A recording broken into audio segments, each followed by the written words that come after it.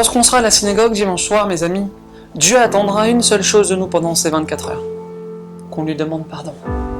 Qu'on lui demande de nous pardonner toutes les fautes qu'on a commises envers lui cette année. Tous nos écarts de conduite. Toute notre énergie, toute notre prière, tous nos efforts vont converger dans cette direction. Se racheter aux yeux d'Hachem. Obtenir son pardon. Mais il faut être conscient de quelque chose, mes amis.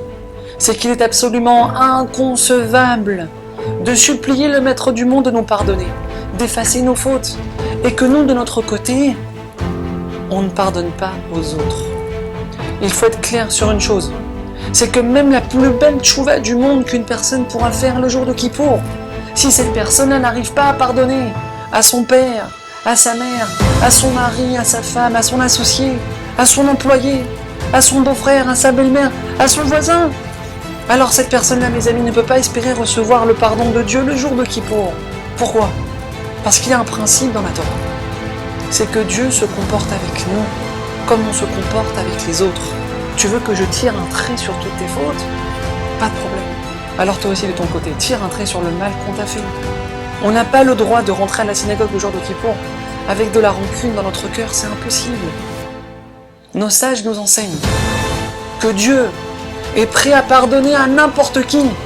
Et quelle que soit la faute commise, même les fautes commises par rébellion envers lui, une personne qui faute juste pour énerver Hachem, Dieu préserve. Si seulement cette personne est prête à pardonner. Tu pardonnes aux autres, alors sache que je te pardonne aussi.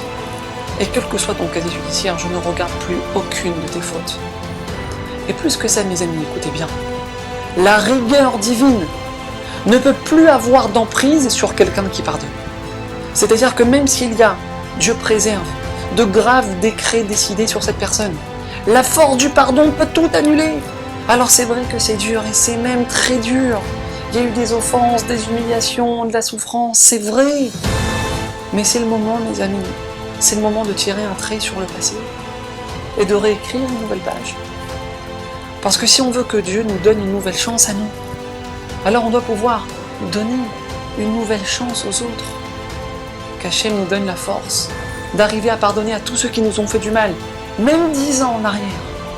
Et de cette manière, Hachem nous pardonnera et nous inscrira sans aucun doute dans le livre de la vie de toutes les bénédictions. Amen.